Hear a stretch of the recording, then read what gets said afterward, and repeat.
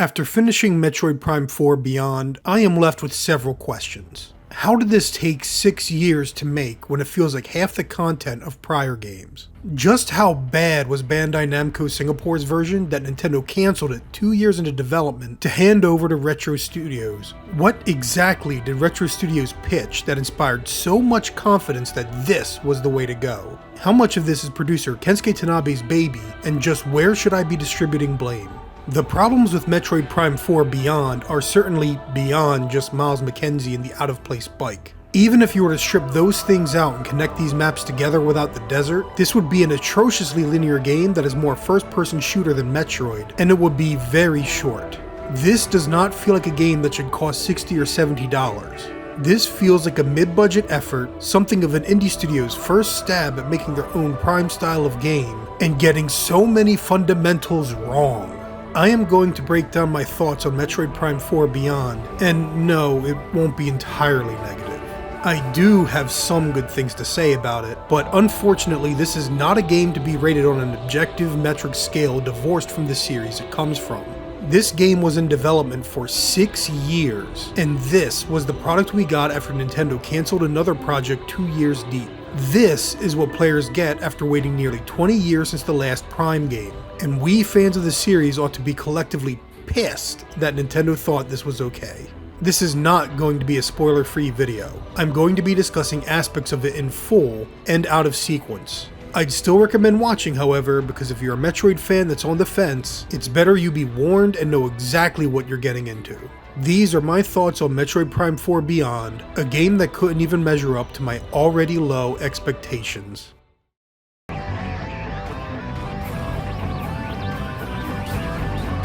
After downloading the area map for the Great Mines, the final remaining zone, the final biome if you can even call it that, I opened the menu, examined the layout, and just sighed.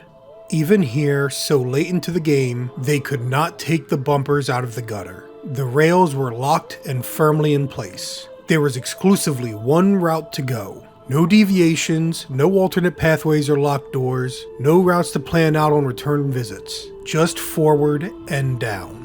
You could argue that this was due to dramatic intent, as this was when all of your Galactic Federation allies joined you and pretended to have several last stands, getting my hopes up that they'd all actually be killed off one by one. I would agree with you if it weren't for the fact that this is how every biome is designed. As I was progressing through Fury Green for the first time, where the game should have begun in earnest, I already felt as if I was wandering nothing but linear corridors, as if I were playing Final Fantasy XIII. I understand that the very opening, the prologue, is a linear romp through a dramatic battlefield that leads us into our teleportation incident. I get that they'd have the player walk straight down the corridors of Chrono Tower in order to receive all of the exposition for this mission. I do not understand that Fury Green, the first real biome, is nothing but corridors and straight lines before I even catch a whiff of the dreaded Miles McKenzie. Consider for a moment the opening of the original Metroid Prime, where the player is immediately thrust into investigating the space pirate frigate. That was all straight lines and corridors as well, but it not only wove around and used its verticality to create a sense of wandering a winding space, but it also presented a mystery. What were the space pirates doing out here? What kind of experiments were they performing? How did their experimental test subjects escape? When you land on the planet of Talon 4 chasing after Meta Ridley, you are first in an open space with several doors, many of which you cannot reach, some of which go to dead ends in your current state, and all of which promise you'll be coming back to explore further. As you follow the one route you can access, you are introduced to several indigenous creatures in another chamber with unbreakable blocks and unreachable doors. When you arrive in the Chozo ruins, you first begin to uncover the mystery of the Chozo and what corrupted their world. Keep in mind that, up to this point, the player still doesn't know what their ultimate goal will be aside from hunting down Meta Ridley. In other words, Metroid Prime took its time revealing its mystery to you, while here in Prime 4 you are thrown into a fight whose circumstances are never addressed in this adventure beyond the logbook, only to then be swiftly swept away and briefed by a hologram of the indigenous species before being sent further on your way to continue being led by the nose-down corridors. Of course, the pirate assault on the Galactic Federation base is far faster than the space pirate frigate of Talon 4, and faster still than the investigation of the stranded Federation crew in Prime 2 Echoes, so perhaps Fury Green was just that tutorial extended. Nah, Fury Green gave me a dreadful feeling of what was to come. That is why, by the great minds, I was sighing with the unsurprising but crushing weight of my disappointment. Some might argue that the more linear design is to account for the Federation companions that follow you through these biomes. If this is the case, it is yet another strike against the inclusion of these characters and proves all the naysayers correct. However, the player is largely left alone in Vault Forge and Icebelt, and while these zones feel the closest to a proper Metroid Prime map, except for Tower 3 of Vault Forge, but we'll get to that, they are still absolutely linear in their traversal. In fact, Vault Forge can best be described as hallway to elevator, hallway to a combat or puzzle chamber, hallway to another elevator, repeat until at the bottom of the tower. The closest you get to feeling like you'd hit some real Metroid style level design is in Icebelt, where you'll run into a locked door and have to explore some side passages in order to find some telekinetic key codes to move forward. Yet, when you return to this zone, there's no need to go down those side passages. There are no real alternate routes you can take. You rarely even need to reference the map to know where to go, as very rarely do you have more than 1 or 2 doors to choose from. When you ask players what makes a game a Metroidvania, the phrase backtracking will often be brought up. This is a superficial and somewhat inaccurate way of looking at it. It's far more accurate to say unlocking routes that allow you to more efficiently traverse the world, including winding back to and weaving through prior zones. In the 3-dimensional space, this can be seen best in Metroid Prime 1 and 2, where the player has options to plot their route from one room to the next, or even one whole zone to the next by plotting the best, most efficient route. While you could argue that these games have always been linear due to how many locked doors you come up against, the end result of unlocking those doors is they often create shortcuts, or allow access to a part of the room that is otherwise unreachable from the door with which they first passed through. The player is intentionally woven through the map in a manner that not only emphasizes how connected the world is and increases its verisimilitude, but allows the player to learn that map intricately and feel more connected with the game world themselves. Let me put it another way. As great as Metroid Prime 1 is, one of the most irritating zones to traverse in the game is the Magmoor Caverns. This is because Magmoor Caverns is largely a linear pathway from one end to the next, effectively a transit tunnel from either Chozo Ruins or Talanoa World to Phendrana Drifts, and vice versa. It ultimately becomes the most repetitive location in the game, and you can only move forward or backward. In Metroid Prime 4 Beyond, every biome is Magmoor Caverns, only it's not a transit to anywhere. Each of these biomes is standalone, and once you reach the end, you walk right on back. These aren't Metroid levels, these are linear shooter levels that you have to walk back through. Is this an inability on Retro's part to make a compelling Metroidvania map? Or is this perhaps to mitigate the chances the player will get lost? Keep in mind, you will be returning to different biomes throughout the game, but you won't have to do any route weaving or revisiting to reach your new destination. Your most recently obtained upgrade will open up a brief little side passage right at the entrance leading you immediately to your next objective, or the upgrade will unlock a shortcut at the entrance taking you directly to a previously inaccessible room. When you return to Vault Forge for an upgrade to your bike, you simply have to drive to Tower 3 to use a machine. No wandering at all, just a quick get in and get out round trip that takes barely any time. When you return to Icebelt for the Spider Ball, you simply open a door near the entrance with your new electric shock beam and you're led to a brief, short new portion of the map containing a new character and new ability. On your next return to Vault Forge, the first elevator in Tower 1 has an enemy in it to slow you down long enough to notice a lasso point on the wall. Pull the device off and you gain access to a shortcut directly to where you need to go. Your final trip to Flare Pool? Just blow up this rock near the entrance and you're just 2 chambers away from where you'll need to be. This is why, even if you remove the Galactic Federation troops, I don't think you'd have a good Metroid game, even if people didn't realize it their first playthrough. And you'd have to be pretty oblivious not to. It quickly becomes clear that there is one route through this game, with no deviation on a replay, no increased efficiency when routing through the biomes, and no real freedom of exploration. And yet, the design of individual rooms and chambers, the design of many of these puzzles, they feel like a Metroid Prime game.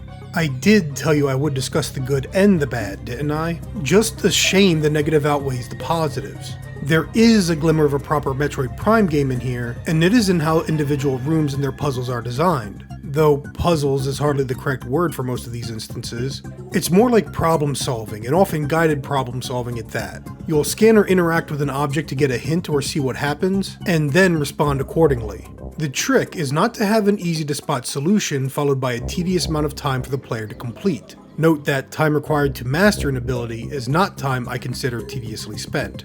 If there's anything that will tell people this is a good Metroid game, it's the different item collection or room navigation problem solving on display. I mean, weaving your way through a bike assembly line is a pretty cool set piece, as is using the boost ball to soar high and scoop yourself into another half pipe, repeating until you reach the top.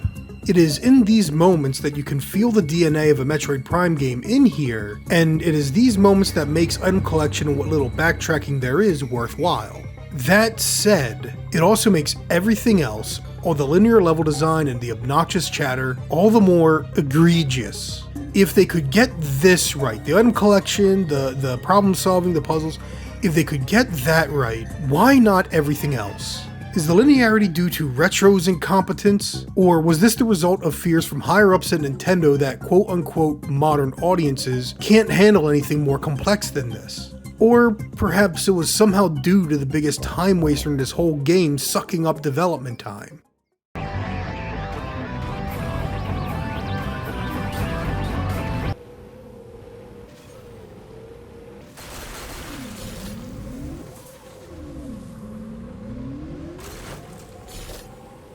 There are crackheads out there that think this is peak gaming. The bike. A handful of you may remember I made a negative video reacting to the bike. You may also recall I had a number of predictions as to how the bike would work. I'm glad to say that I was partially correct and that yes, there is some Breath of the Wild going on in here, though when I admit it's not much, that's surprisingly not a good thing. There were stalwart defenders of the bike and desert in those comments, claiming that it could expand the exploration and be a welcome evolution of the Metroid formula. In the previews before release, I myself even became more confident they included the desert as a hub that would allow you to tackle the separate biomes in whichever order you chose. Imagine being led to believe you're given a choice in this game. No, the game is still linear, and this desert is huge and empty with very little to find or discover. It's not like Breath of the Wild where you can look in any direction and see a landmark. In fact, what few points of interest there are tend to be obfuscated by sand dunes. In addition, every biome is spread across the far corners of the map, causing travel between each zone to be unnecessarily time-consuming. This desert ultimately feels quite empty for the vastness of its size. Perhaps that's the point, I hear defenders say. It is a desert after all, but I have to ask, why? How does this make the game better? How does a literal sandbox, a big box with sand that is uninteresting to look at, improve the Metroidvania formula when it's not even a good sandbox? The vast majority of your time, should you engage with the system, is spent roaming the dunes smashing into green crystals. Occasionally you'll find a shrine, yes, an actual shrine, they are even called shrines, that you may or may not even be able to access or complete at the time, from which you'll find an upgrade for one of your beam weapons. Some of these shrines have mind-teasing puzzles to solve, some of them are very simple. There are only 6 of them, however, and 4 wrecked Galactic Federation facilities. Maybe you'll also find a glowing spot concealing a cargo crate holding a missile expansion, and there's one missile expansion you have to leap off a ramp for, so that's 13 things that can be in any way described as points of interest in this big, empty space. The point I'm making is this desert isn't exactly packed with things to see or do. It's just progressively more littered with green crystals whose purpose is to fill up this memory fruit, a mandatory chore that gives you 2 beam upgrades, 1 armor upgrade, and oh yes, the ability to see green crystals more easily on your radar. Of course, it's not just the crystals that become more numerous as the game progresses, it's the enemies as well.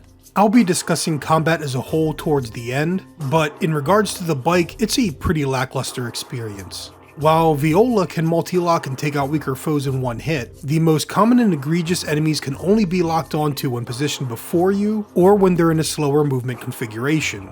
The intent is to strike them when locked on to knock or slow them down, then to boost right on through them for a swift finisher. The problem is that you have a limited amount of boost power that is slow to recharge, and while killing foes swiftly restores your boost, or driving through these fat cacti, it requires you use your boost accurately and efficiently. Whiffing a boost to kill means you're out of boost charge, which means you're out of boost completely in the early parts of the game, and have to thus rely on the time-consuming lock-on method of killing the aggressive pursuer. After all, it is unlikely you'll be paying much attention to your surroundings to notice any fat cacti to drive into. Additionally, there's no proper camera lock on, so trying to steer the bike and the camera while firing at the enemy, and then trying to line for the boost, is quite a bit to manage, especially when you're spending time fighting with the camera instead. Ultimately, it's easier to just keep driving and ignore the enemies, waiting until they de-aggro a huge chunk of the map later. Not exactly a ringing endorsement for the combat on the bike, yeah? It's one of those things that feels haphazard, not at all reflective of the 6 years development this game required. Yet, given the size of the desert and the time and effort to code the bike and make it and the enemies in the desert work, I have to wonder just how much development time it soaked up. Clearly more than the underwhelming nature of Samus's new telekinetic abilities. Despite being a key feature of the game, they actually feel hardly realized beyond having a fancy new name for what is standard Metroid Prime equipment. As I said, this game took 6 years, and yet there are powers and features heavily advertised that barely seem to feature. I was temporarily baffled how to progress through a room in the Great Mines until I recalled the ability to telekinetically send a bomb into a bomb slot. It had been so long since I had to use it, and even some of the instances I did use it early on, I didn't need to. I mean, do you remember this door from all the trailers? The door they used to demonstrate Samus's new psychic powers? I'm pretty sure that's the only door of its kind. No later, more complex variant, just that one lone example. For being such a big part of the marketing in the game's story, the telekinetic abilities felt so minor that I forgot I even had them at times. I can count on one hand how little I used the psychic boost rail, and each time was a gimmick to obtain a single item rather than traversing the map in an interesting way. The same goes for these platforms that require the psychic boots to use. It's like the developers themselves forgot halfway through the game they had these abilities that could be implemented into the level design for traversal, shortcuts, or problem solving. Or perhaps there's just not enough game here to fit more in. Consider for a moment that my game clock for Metroid Prime 4 Beyond at 100% completion reads 14 hours and 22 minutes. By contrast, Metroid Prime 2 Echoes, which I had finished replaying the day before Prime 4 released, reads 16 hours and 31 minutes for 94% completion.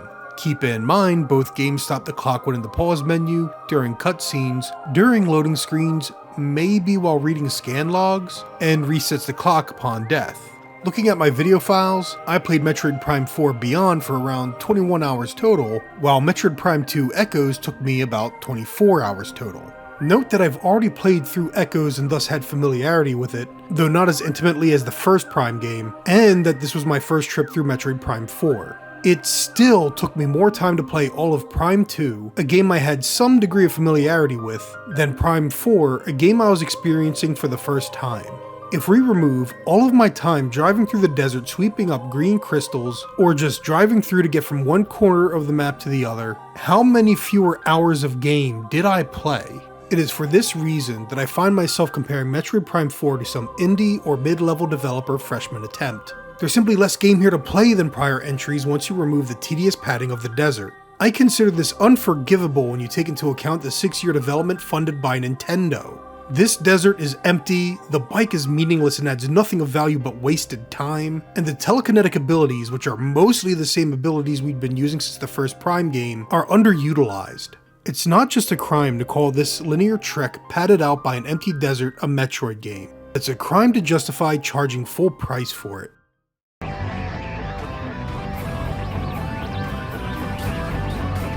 In Metroid Prime 1, 2, and 3, before you even start a new game, you can go into the options menu and turn the hint system off.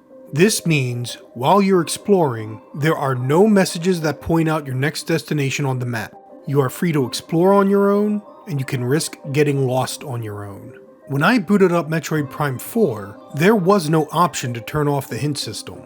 I knew there was one separate from Miles McKenzie based on the gameplay previews I'd seen, but there was only the option to turn off the tutorial system. However, there is no way to prevent the game from telling you where to go. If it's not a Galactic Federation soldier calling you up on the comms, then Samus's computer will tell you to open the menu so it can show you your next destination. Even if you wait for that notification and prompt to fade away, the next time you open your menu, no matter what you want to look at, it will force you to see that hint. I did not consent to this. It's absolutely bizarre how little they trust you to get through what are already linear levels. It is impossible to get lost in this game because they just layer you with protection after protection. There is even a cutscene in Flare Pool, after battling with an aerial transport commandeered by Sylux, where it makes a point of showing you a morph ball sized vent bursting open, complete with sound effect, and still has one of the troopers in that same cutscene pointed out to make sure you know about it. What is most confounding is that, for all of these green crystals that they want you to collect, for this giant desert and bike they insisted on shoving into the game, they'll then have Miles chirp into your ear every few minutes to tell you where to go and what you can do. It's as if even the game knows this is a giant waste of time, or perhaps they're worried that the only reason you'd be driving around that desert is because you are lost. Ignore the fact that there's a button on the map specifically meant to call for help, which I accidentally pressed a lot when I meant to add or remove a marker. No, Nintendo needs you to know where your next objective is at all times. Who are all these characters though? Are they as bad as we all feared? Well, to begin with, the previews allowed us to see the absolute worst that Miles has to offer. Once you're finished with Fury Green, he stops being as desperate an attempt at a comedic sidekick and just becomes a generic voice in your ear that most games have these days. Or perhaps over time, I just became numb to his voice because it just never stops. Rieger Tukabi is probably the least offensive of these characters, as he's all business with no wisecrack jokes. He's also the only soldier that they try to do any depth or world building with, but it's all pretty shallow and generic. It turns out the universe of Metroid has a god named Solon that people worship, and Rieger is pretty pious and down to earth about it, and that's about the extent of his depth. Some people will be foolish enough to call this world building, but just how widespread is belief in this Solon? It doesn't sound like he originates from Earth, so from what world does this faith originate? Are there texts or records left behind from the earliest believers? Historical artifacts or ruins? Is there a creation myth that accompanies Solon? Is he a god of the hunt? A god of nature? What form does a prayer take? How is the afterlife envisioned? It's not really world building if the only fact is that this religion exists and Rieger takes it seriously. Still, he actually got the lone, solitary chuckle out of me this whole game. How's that? Better?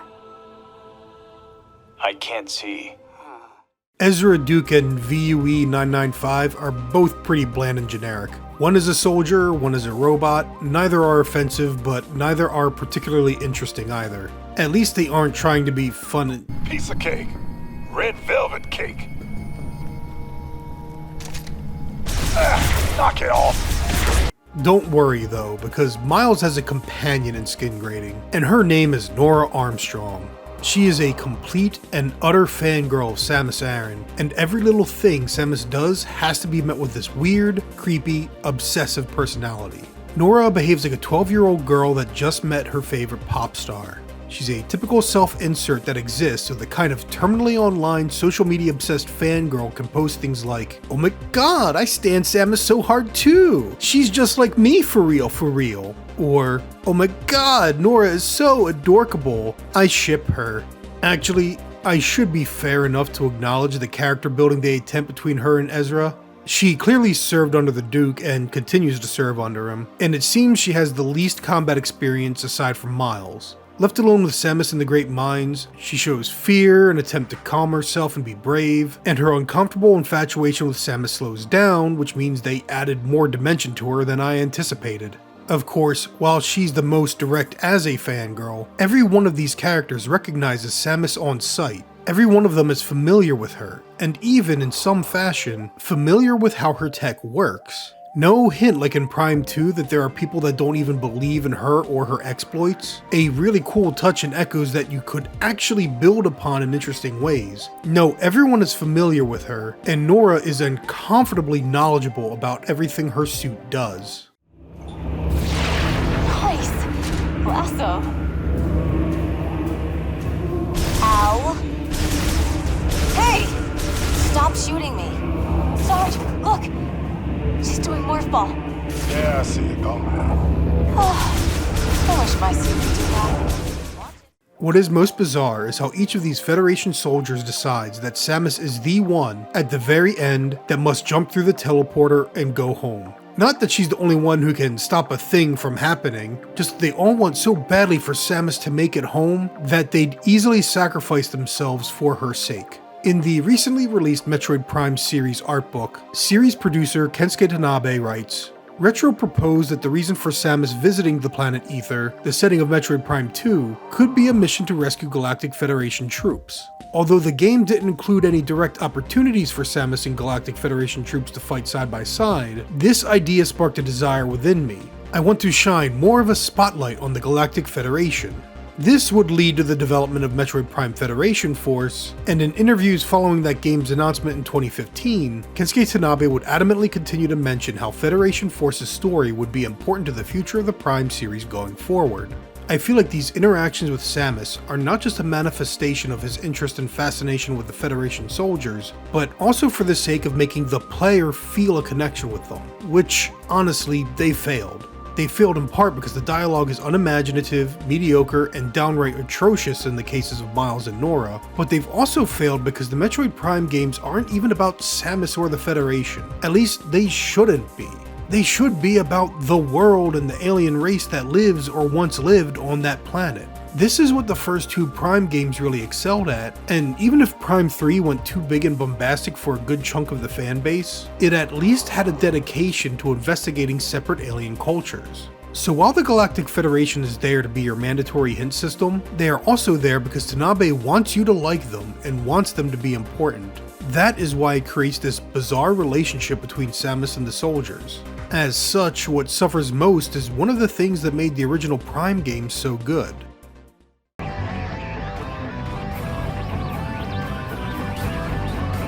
While the dialogue for characters like Miles and Nora feels distinctly Western and modern in the worst way possible, the end credits reveal that Kensuke Tanabe wrote all of the scan logs for Metroid Prime 4 Beyond.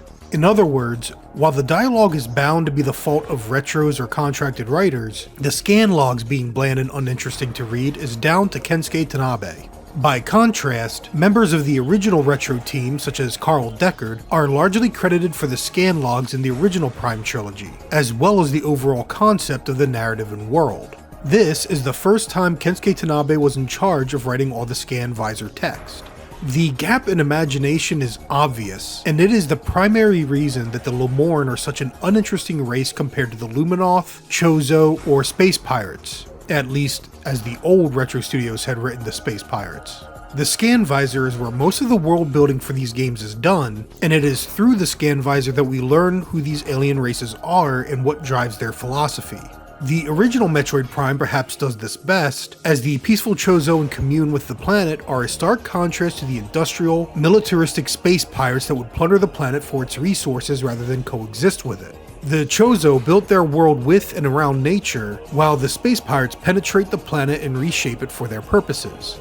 The architectural design of each culture's facilities says a lot about who those races are. The Lamorn have no such identity, and the scan visor conveys no such world building in their logs. View rows can be stunning to look at, and the environments and biomes all look distinct from one another, but that's also the problem. They're distinct from one another despite all belonging to a single race. The Chrono Tower is pale and curved, lacking any hard edges, conveying a sense of purity in its clean aesthetic. Fury Green has a similar appearance in its ruins, blending in with nature as much as it is overrun by the jungle, not unlike the Chozo ruins. Flare Pool and Vault Forge, by contrast, look brutalistically industrial, with the former looking like a gritty space pirate facility and the latter looking treacherous, villainous even, antithetical in visual style to Chrono Tower. Then there's the Great Mines. They look like mines, just dirt and machinery everywhere. Naturally, not every location in the game ought to look the same, and we as humans have a variety of distinct architectural and art styles throughout our history across cultures. However, for the purpose of science fiction, we ought to have some degree of consistency that tells us specifically who these Lamorn are. If they're going to build a structure like the Chrono Tower, then this technology should be reflected in every facility in some way. Instead, there's no consistent theme or culture, and no philosophy that the Lamorn represent. I mean, how does this look at all like it's from the same culture that built this? Or this? This is epitomized in the mystery of the planet. A mystery that is not only hardly compelling, but it feels like it takes a back seat to... I don't know. It's been a while since I've played a game where I feel like I'm just doing the thing because video game. It doesn't even seem like the Federation soldiers are too pressured to get home or reconnect with others. I mean, that teleporter went off and yet there are only 5 surviving Federation troopers? Why are there no bodies to uncover in the ruins that also got teleported? Did all the Metroid Sylux had with him just so happen to fuse with all the game's important bosses? Where did all the space pirates go? Maybe you could have had encampments of confused space pirates in that desert that you could fight. Or perhaps they'd have sought out one of the biomes to huddle and regroup. I'm digressing. The mystery of this planet is that not all of the Lamorn race were naturally born with psychic crystals, and thus not everyone possessed psychic abilities. However, a crystal material was discovered, which is what they were digging up in the Great Mines, that could artificially imbue these abilities into their kin. They also discovered a green energy source mixed within a volcano that could be used to create rejuvenating properties throughout the planet, a harsh world that they sought to bless with flora and fauna. The problem is, this green energy seemed to create a mutation within many who possessed the artificial telekinetic crystal, turning them into the aggressive grievers. This is the Lamorn's great tragedy, and after struggling to revert many of their number back in Icebelt, they retreated to Chrono Tower where the Chief Lamorn you speak with in hologram had a vision of a savior. So this is world building, right? I know people will look at this lore and call it world building, but let's ask some basic questions. The hologram claims that giving everyone psychic crystals brought about peace and harmony. How? Was there a class system built around having a crystal? Were those born with crystals split into factions, one greedy to hold on to the power their telekinetic abilities granted them, with the other yearning to share their gift? Did it allow Lamorn to read one another's minds or empathize with one another in some way? Were there wars and devastation beforehand? You know, it would be nice if there were terminals and machines you could scan and reveal logs filled with such information, like in this really cool game from 20 years ago called Metroid Prime. The thing is, there's enough groundwork to create an interesting tragedy here. Firstly, the rules of these psychic powers aren't clearly established, and in execution it's more like telekinetic powers. Based on what logs we do have, none of the Lamorn could read one another's minds. However, some clearly had the gift of foresight, which is where we could make a real story out of this. Clearly, the Psychic Stone needs to exist so Samus can be gifted her powers, but perhaps the discovery of this stone is what sends the first portent of doom to the few gifted with foresight. The visions are murky, however, at least until the green energy is discovered. As the green energy is used, the visions become clearer. A threat, a devastating foe will come to the planet and threaten their existence. So while the green energy is used for both militaristic purposes and rejuvenation, a call is made to imbue every citizen with a psychic crystal so that they can be better armed to face the threat. Instead, they secure their own doom by creating the very enemy that they were trying to prepare to defend against. It's simple, but it can be told in a far more interesting way than simply, hey, we found these things that were good until they weren't, especially as they're all told in stinking hologram cutscenes. But that would require actual world building, but given the inconsistency of the visuals and how single-minded the scan logs can be, I really don't think Kensuke Tanabe is capable of that kind of creativity.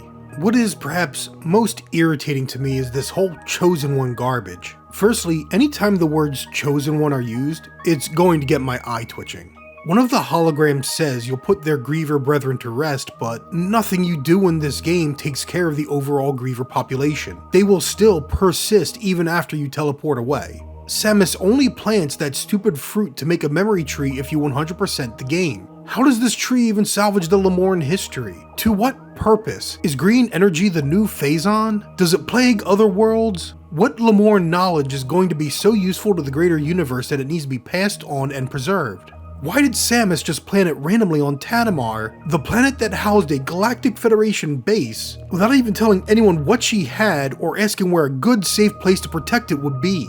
It's just amazing how little thought went into this, when one of the greatest reasons Prime 1 was received so well was how much thought was put into its world, its setting, and its creatures.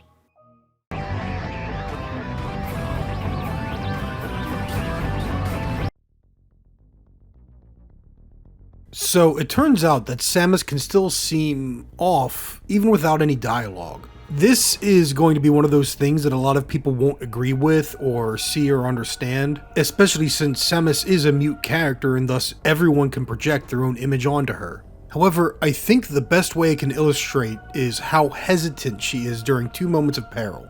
The first is when she has to manually launch the escape pod and flare pool, a dramatic moment oddly placed in the middle of the game that's supposed to make you feel something, I guess. I just felt like Samus was behaving oddly, and it's because of how long she takes to finally act and make a decision. There's too much hesitation, long pauses, and stares. Then, at the very end of the game, when Sylux disrupts the teleportation, Samus does nothing while the other Federation troopers leap into action, further hesitating until finally all the other characters give her the approval to leave them behind and teleport to safety. Let's look at two separate comparison points. The first is Metroid Prime 2 Echoes, where Retro once again used philosophical contrast between Samus and her evil counterpart, Dark Samus. While Dark Samus moves in a light, fluid manner, her laughter condescending and confidence oozing out from her body language, Samus stands firm, moves cautiously, and keeps her guard up.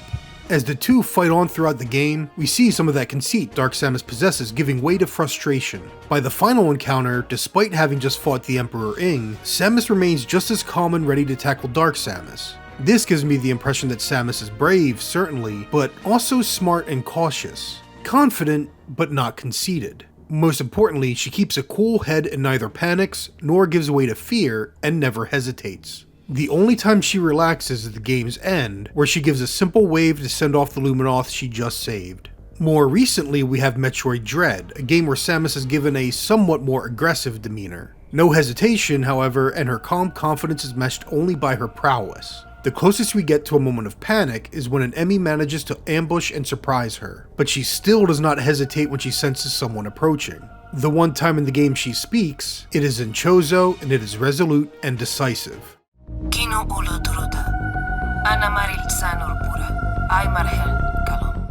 It's clear that Mercury Steam's vision of Samus is a little different from Echo's, but they feel more consistent with one another due to portraying her as calm, decisive, and responsive, never hesitating.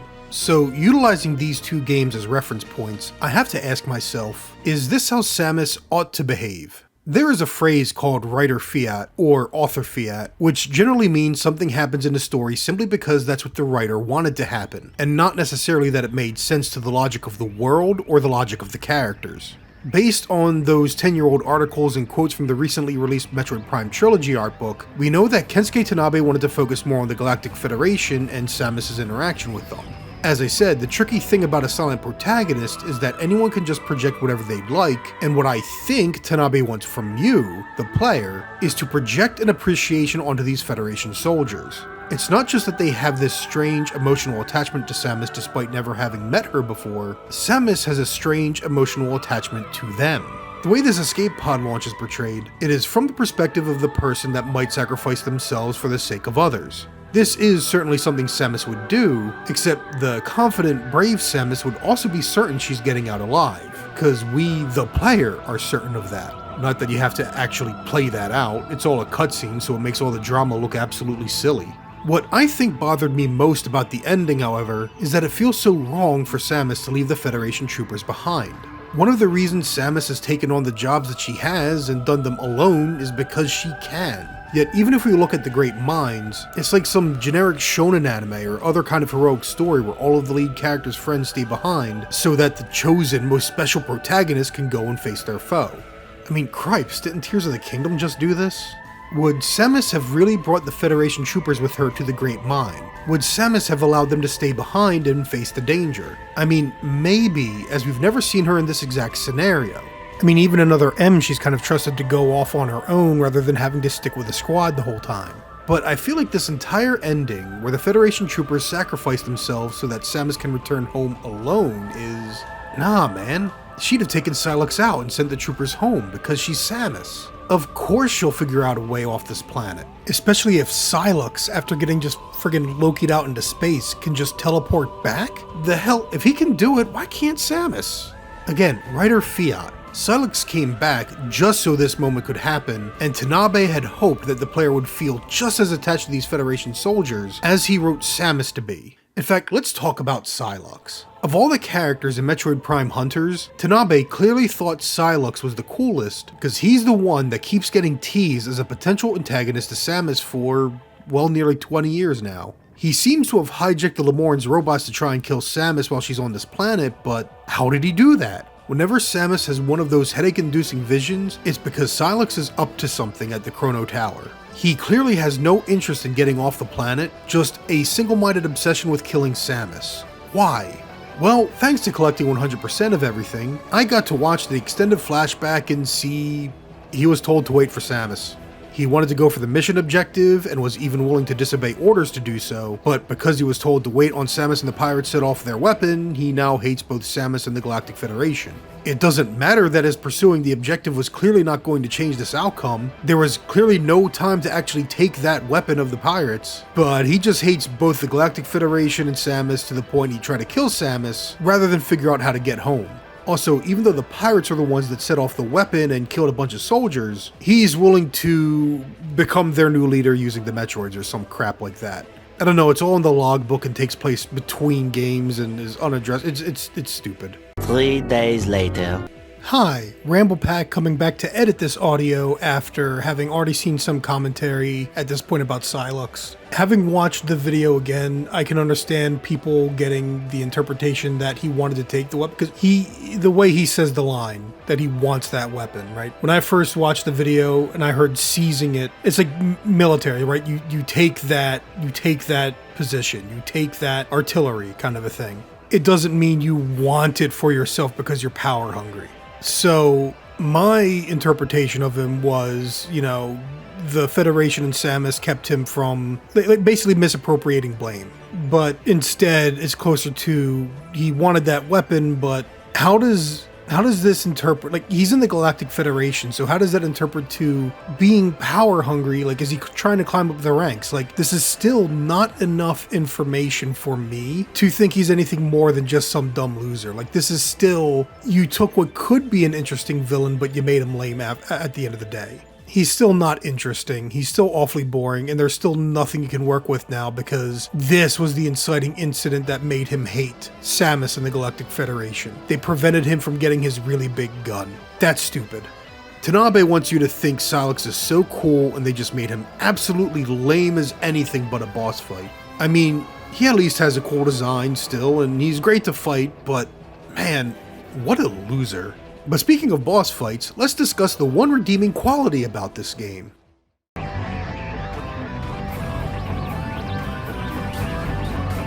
I would like to come back to the combat in another video, because one playthrough was not enough to really familiarize myself with all of its tricks. I know my typical style on this channel has been to dive deep into a game in a single video, but those deep dives typically require multiple different playthroughs to really experiment and get a feel for its mechanics. Plus, they're usually long after a game's release, unlike this video.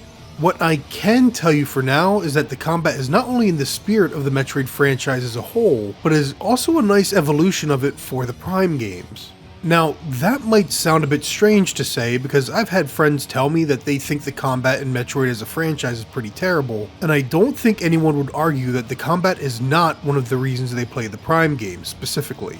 However, I've always enjoyed how combining different beams and weapons throughout the franchise has yielded different results. Combat that's about resourcefulness, instead of making the big number go up or finding the even bigger boom, has always been my favorite, and Metroid Prime 4 does a really good job of encouraging full, situational use of your arsenal. Some grievers will knock missiles away, causing you to rely on your beam shots instead. The missile can explode these hostile plants in Fury Green in one shot, as opposed to the two your typically stronger charge beam will take. The missile will also knock foes down or around, like the maintenance tanks littering Vault Forge. You can effectively stunlock enemies with the Ice Beam, and if you're smarter than me, you'd have thought to use the classic Metroid Ice Beam and Missile Wombo combo to take them out instantly. Which is precisely why I decided to take the plunge and start a new game on hard mode. I haven't gotten very far yet, I've been crunching on this video trying to get it out as soon as possible, but I can say for certain it's a lot better than the traditionally tedious hard modes of the prior Prime games. Prime 1 and 2 on hard were classic examples of merely doubling enemy damage and health, resulting in longer fights that weren't really more difficult, just time consuming and tedious. That first encounter with the Grievers on hard mode was pretty hairy, however, and when I got to Vault Forge, I actually started dying. For context, I did not die at all on normal difficulty until I got to the final fight with Sylux, and that was only once. The second time was because I wanted to see what would happen if I didn't teleport. My punishment was to fight Sylux again, but joke's on you game, I liked this fight. On hard mode, however, I was getting shredded and had to keep checking my radar in combat and keep an eye on enemy positioning, trying to keep cover between myself and these machines because every impact hit hard. This is a hard mode that will encourage me to interact with the different weapon systems in ways I hadn't in the normal difficulty, and as such, I'd rather comment on it in more depth at a later time. Even so, I want to do a bit more glazing in case that never comes about. I appreciate how any use of the missile in the Great Mines would spawn a small Griever horde, and in turn, if you did not freeze and kill the explosive Grievers, its detonation would summon even more.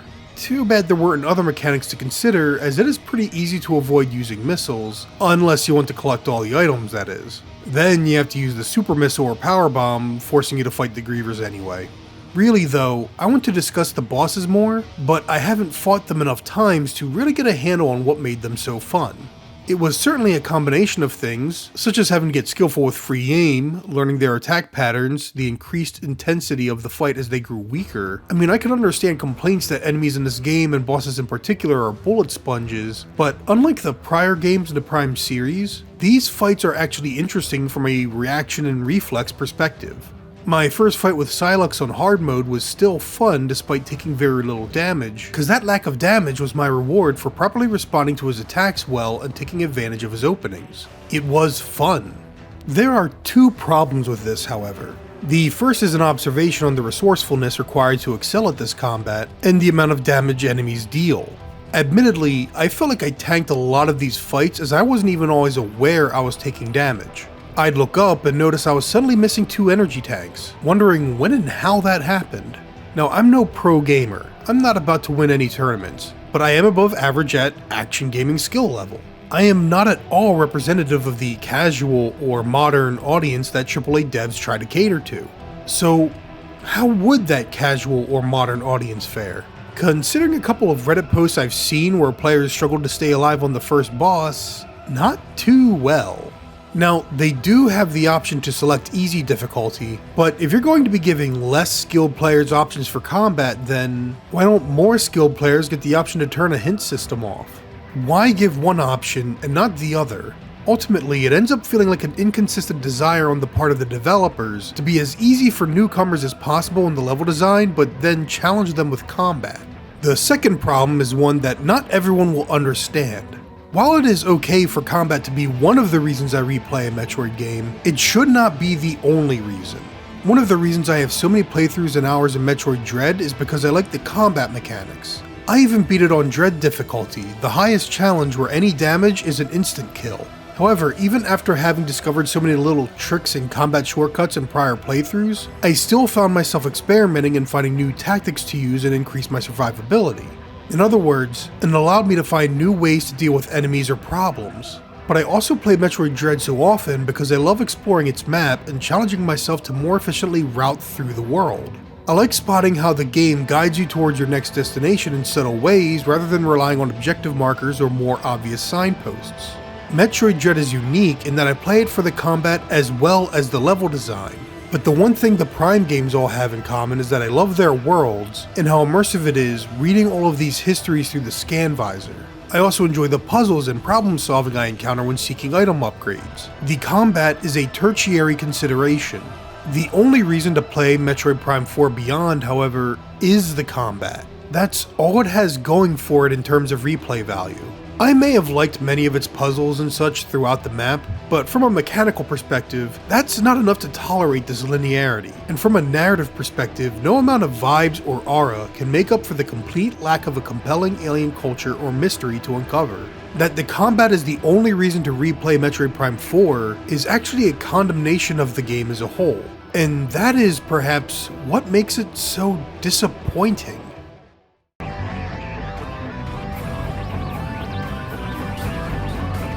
I gave a sardonic laugh when I descended the third tower in Vault Forge and arrived on the racetrack. Driving through that stupid bike tutorial, I could only think of how much better it would have been if Retro Studios had just made a new F-Zero game. It probably would have been done in half the time, and it wouldn't have been such a major insult to the longtime fans.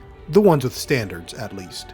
This game took 6 years of development. 6 years. I can only wonder how, and I can only wonder why. The thing is, while I would have been ready to put so much blame on Retro Studios before, it's clear that this game is Kensuke Tanabe's brainchild. In 2015, he was in interviews talking about how important Sylux was going to be and that Metroid Prime Federation Force on the 3DS would be important for the story going forward. In 2015, he mentioned an idea involving time travel that would be similar to the light and dark worlds of Metroid Prime 2 Echoes. Now, in 2025, Sylux is a major character to this new game in the Prime series, the Galactic Federation soldiers are central to its plot and gameplay, and, well, did we hop dimensions? Did we hop across time? I can certainly see a world where that was intended at one point. Is that why the Bandai Namco Singapore build was cancelled? That they couldn't make it work? Is that why the level design here is so linear? They just couldn't make it happen either, and so what we have is a mad scramble to just put something together. To be sure, Kensuke Tanabe takes the blame from a conceptual and storytelling perspective, but how much of the gameplay is really his fault? The hand-holding, the linearity. There are good chambers with problem solving in this game, and there is good combat, so why is everything else so lackluster? I have so much more I can say, even observations on the music, the interface, and just the gameplay and story altogether. I think, however, I've said enough to make my point. Even if you can objectively argue that Metroid Prime 4 Beyond is not a bad game, it's pretty rotten for a Metroid game. Is it as bad as Other M was? I don't know. They both disappointed in different ways. Will there be shills making videos like, "The reviews were wrong! Metroid Prime 4 is a misunderstood masterpiece"? Of course, as there is no accounting for taste, especially bad taste. Perhaps the reviews were wrong, because I was not prepared for how absolutely linear this game and its levels would be, even with the warnings they gave. Perhaps they were too lenient, giving it an 80 average score. All I know is, aside from the obvious time and care put into the combat, this does not feel like a AAA game that took 6 years to make. Of course, the combat mechanics don't rely on fully fledged levels to get right.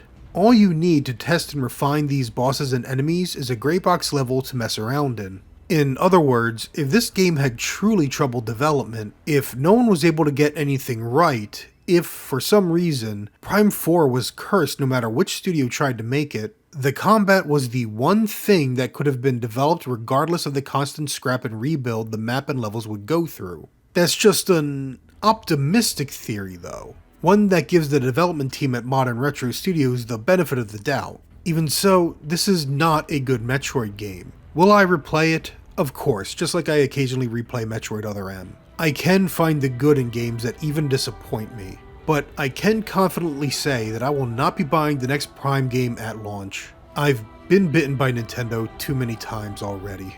Thanks for watching.